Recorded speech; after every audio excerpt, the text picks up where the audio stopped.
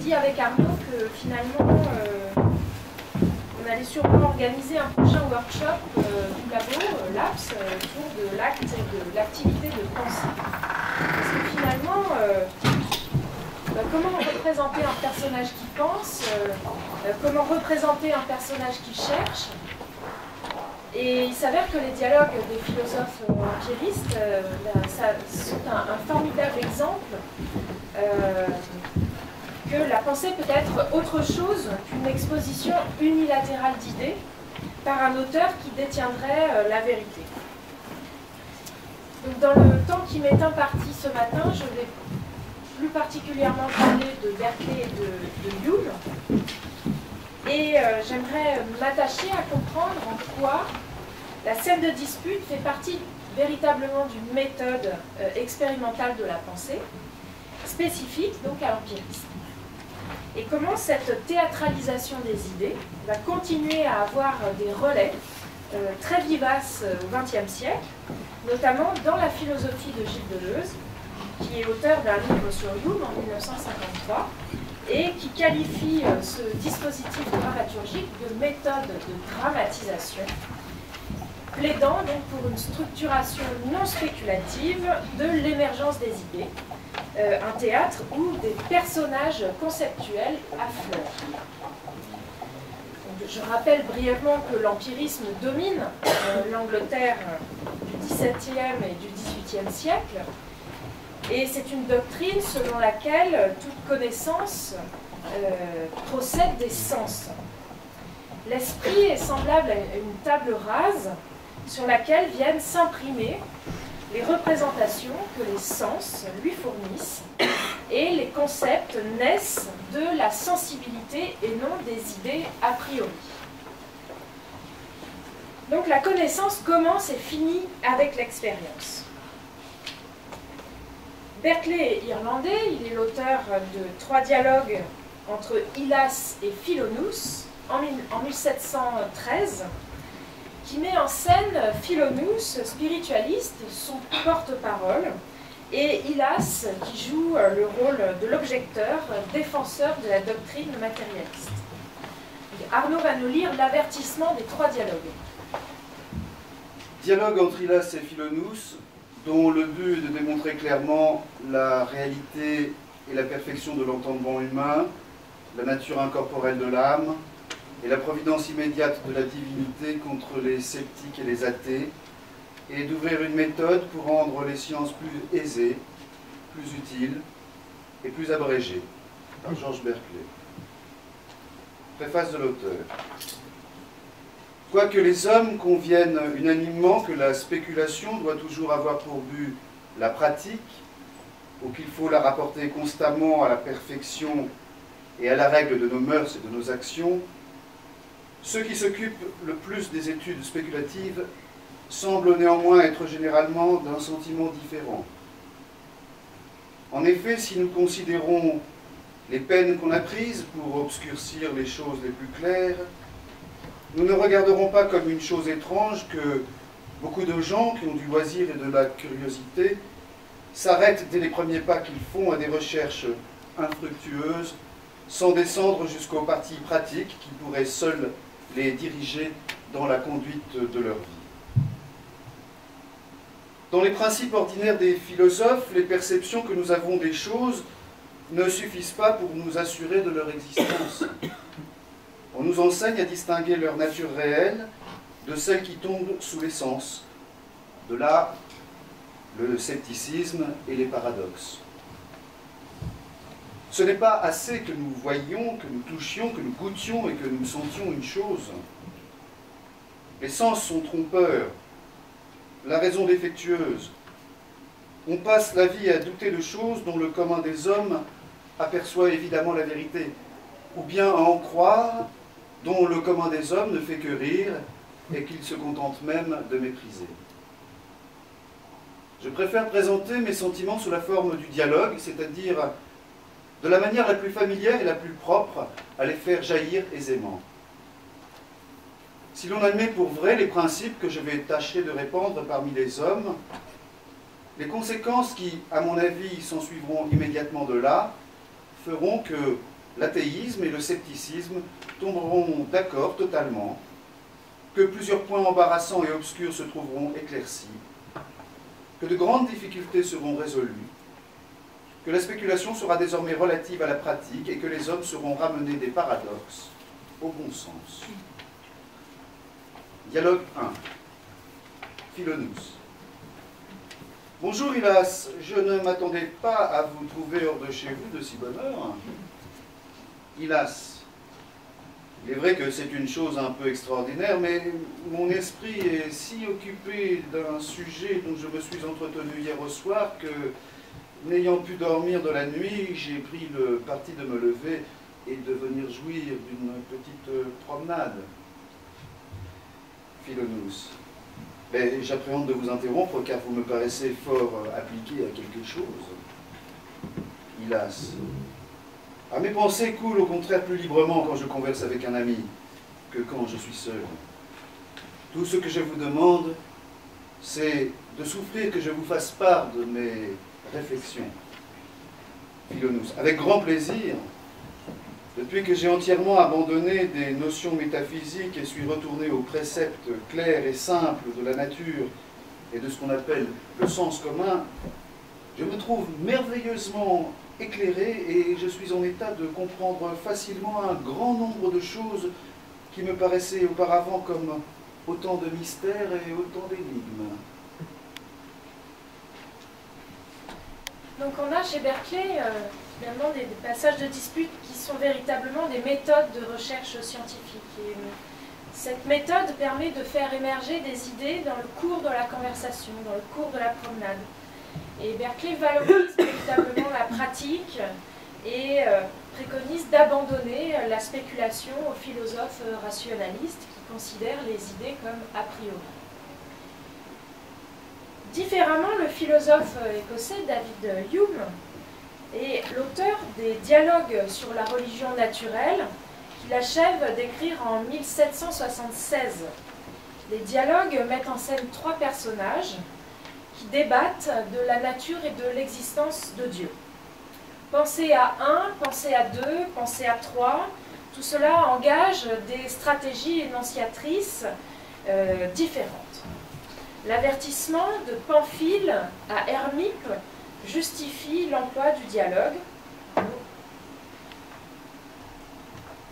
On a remarqué, cher Hermippe, bien que les anciens philosophes aient surtout enseigné par des dialogues, que cette méthode de composition n'a pas été beaucoup utilisée aux époques suivantes et qu'elle a rarement connu le succès quand un auteur s'y est essayé. De nos jours, on attend des recherches philosophiques qu'elles présentent des arguments précis et ordonnés, et celui qui se lance dans ces recherches utilisera naturellement une exposition méthodique et didactique qui lui permettra directement et sans préparation d'expliquer le point qu'il veut établir pour ensuite passer sans interruption à l'exposition des preuves sur lesquelles il est établi. Et il y a toutefois certains sujets auxquels la forme du dialogue est particulièrement adaptée et où elle est encore préférable à la méthode de composition simple et directe. Des sentiments opposés, même quand on ne parvient pas à trancher, offrent un agréable divertissement, et si le sujet est curieux et intéressant, le livre, d'une certaine manière, nous met en compagnie d'autrui et unit les 2 plus grands et plus purs plaisirs de la vie humaine, l'étude et la société. La question de la religion a toujours été l'objet des controverses humaines. Pour l'instant, nos recherches les plus rigoureuses n'ont abouti qu'au doute, à l'incertitude et à la contradiction. C'est là que j'ai récemment eu l'occasion de remarquer quand, comme d'habitude, j'ai passé l'été avec Cléante et que j'ai assisté aux conversations qu'il eut avec Philon et Léméa. S'oppose la rigueur philosophique de Cléante, le scepticisme insouciant de Philon et l'orthodoxie rigide et inflexible de Déméa. La dispute permet à Hume de ne pas écrire une critique frontale contre les assises de la religion. La forme dialoguée se présente comme une espèce de paravent pour dissimuler une pensée qui se dévoile selon plusieurs masques et selon un jeu. De même que la dispute permet de dire qu'en matière de religion, bien, les idées ne sont jamais que de la croyance, la raison a ses limites, et il est donc vain de vouloir trancher entre les croyances. Mettre en scène des personnages permet donc de ne pas trancher. L'empirisme, c'est une philosophie qui ne choisit pas son camp et qui renvoie chacun à la cohérence de son discours. C'est une philosophie qui ne conclut pas et qui suspend son jugement. Pamphile est le pupille de Cléante, qui est à l'âge où il doit être initié au mystère de la religion. Cléante propose alors sa méthode, le guider par la raison. Donc Cléante incarne le scientisme. Déméa propose une autre méthode, humilier la raison et préparer l'initié à recevoir la révélation. Donc elle incarne l'orthodoxie. Et entre ces deux personnages antagonistes, un troisième, Philon, et son rôle est de brouiller les pistes et surtout de renvoyer dos à dos les deux adversaires. Il incarne l'ironie sceptique. Les dialogues sont des jeux d'alliance. Philon s'allie avec Déméa contre Cléante, et puis Philon s'allie avec Cléante contre Déméa.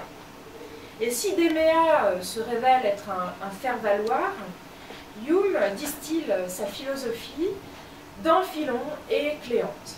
Il les considère conflictuels et complémentaires. Sur le fond, ils sont d'accord. L'un et l'autre sont empiristes et croient au primat de l'expérience sensible.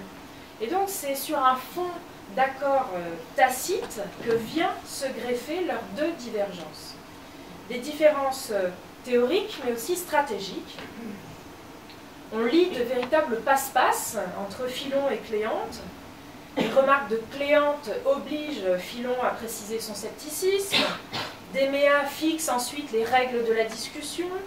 Cléante argumente, Philon l'attaque en pointant la faille du raisonnement de Cléante. L'entretien pourrait s'arrêter là, mais c'est sans compter la parade de Cléante qui quitte le terrain de la logique, de la raison, et il fait désormais appel à l'évidence du sens commun. Puis pour échapper à la critique de Cléante, Philon doit apporter la preuve que le doute n'est pas seulement spéculatif, mais qu'il a une réelle incidence dans la réalité, sur la pensée. Et Déméa relance l'offensive, Cléante lui répond violemment, il marque un point, Philon exploite l'accusation lancée par Déméa à l'encontre de Cléante pour tourner la discussion à son avantage.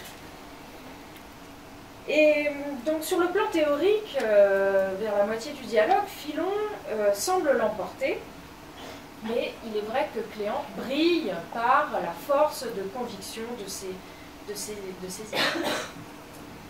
Déméa tente une alliance avec Philon, et puis Déméa est exclue rapidement de la partie, elle s'en va.